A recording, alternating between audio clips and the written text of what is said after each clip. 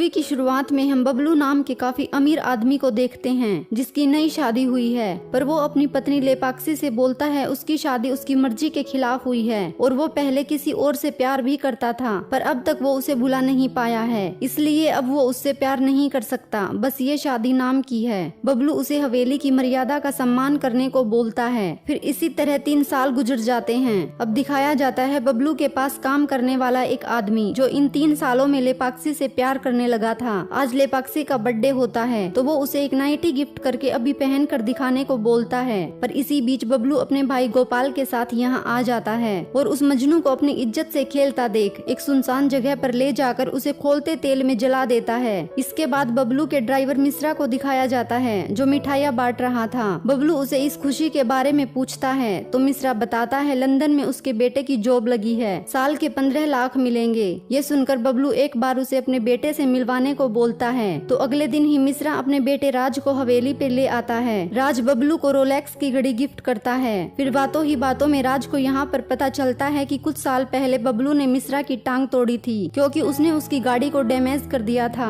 अब यहाँ लेपाक्षी राज को देखती है तो लार टपकाने लगती है क्योंकि 3 साल का काफी लंबा समय हो जाता है जब किसी के छुए बगैर रहना पड़ता है। वो राज के पास जाकर उसकी आंखों में आंखें डालकर बात करने लगती है, पर राज सिर झुकाते हुए उसे भाभी बोलकर बात करता है। फिर ये लोग ब्रेकफास्ट करने लगते हैं तो राज बबलू को लंदन न जाकर यहीं उसके पास काम करने को बोलता है और साल के 15 लाख की जगह 25 लाख देगा। ये सुनकर राज भी इसके लिए मान जाता है, पर जब वो यहाँ से घर जाने लगता है तो लेपाक्षी उसके पास आकर इधर उधर टच करने लगती है, पर राज उसे कुछ कहे बिना ही यहाँ से चला जाता है। वहीं लेपाक्षी को ये सब करते बबलू भी देख लेता है, पर वो उसे कुछ नहीं कहता क्योंकि वो भी उसे खुशी नहीं दे पाता। अब राज के घर पहुँचने पर मिश्रा गुस्सा होकर बोलता है कि उसने उसे इसीलिए ही अच्छा पढ़ाया था ताकि वो मेरी तरह किसी की गुलामी न करके विदेश जाकर कोई अच्छी नौकरी करे और अपनी लाइफ बदल ले, लेकिन वो है कि अपने बाप के बाद वो खुद बबलू की गुलामी करेगा। ये सब सुनकर भी राज अपना फैसला नहीं बदलता और वो अपने फ्रेंड्स के पास चला जाता है जहाँ उसे पता चलता है कि बबलू और लेपाक्षी के रिलेशन ठीक नहीं है, इसलिए उन्हें कोई बच्चा भी नहीं है।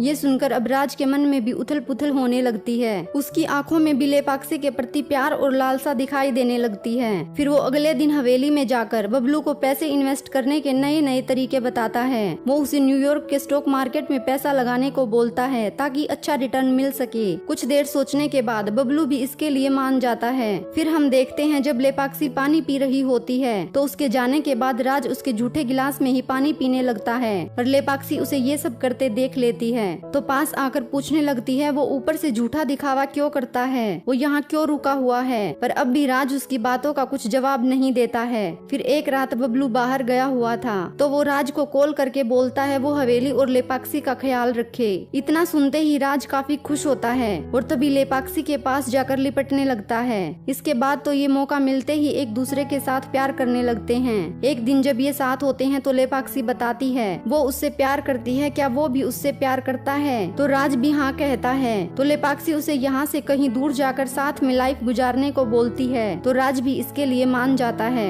फिर जब बबलू वापस आता है तो कोई उसे एक कोरियर पहुँचाता है जिसे देखकर वो हैरान हो जाता है और तभी राज को उसके साथ आने को बोलता है, पर राज बोलता है उसके माता पिता दूसरे शहर जा रहे हैं तो वो उन्हें कुछ ही देर में बस तक छोड़ कर आता है। अब राज अपने माता पिता को बस में बैठा कर वापस आता है तो बबलू राज की तरफ अट्रैक्ट होकर उससे लिपटने लगता है क्योंकि वो एक गे था, पर राज उससे दूर हो जाता है तो बबलू अपने पास्ट की कहानी सुनाता है। जब वो जवान हुआ करता था तब एक लड़के से बहुत प्यार करता था। उन दोनों ने कई साल साथ गुजारे थे, पर एक दिन इसके बारे में बबलू के पिता को पता चल गया, जिसके बाद उन्होंने उस लड़के को और उसकी फैमिली को गायब करवा दिया। फिर उसके कुछ सालों बाद उसकी शादी करवा दी गई, पर वो कुछ नहीं कर सकता था, इसीलिए उसकी पत्नी भी उससे खुश नहीं है। अब ये सब बताने के बाद बबलू राज को कोरियर में मिले फोटोज को दिखाता है जिसमें बबलू का छोटा भाई गोपाल अपनी भाभी लेपाक्षी के साथ मजे कर रहा था। बबलू अब राज को बताता है उसके भाई ने उसे धोखा दिया है, इसीलिए अब वो उसे नहीं छोड़ेगा।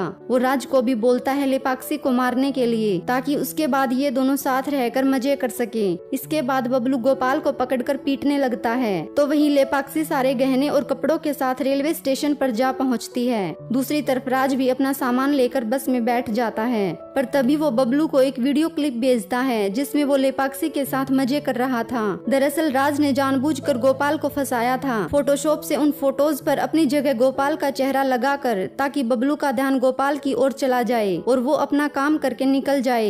राज लेपाक्षी से प्यार नहीं करता था और न ही वो उसके साथ कहीं भागने वाला था। वो बबलू द्वारा अपने पिता के पैर तोड़ने का बदला लेने आया था। अब जाते हुए वो बबलू को 10 करोड़ का चूना लगा कर जाता है। वहीं अब बबलू को सारी कहानी पता चलती है तो उसे ढूंढने लगता है, पर राज ने पहले ही अपने माता पिता को कहीं और शिफ्ट कर दिया था। वहीं लेपाक्षी रेलवे स्टेशन पर बैठकर राज की राह देखती रहती है।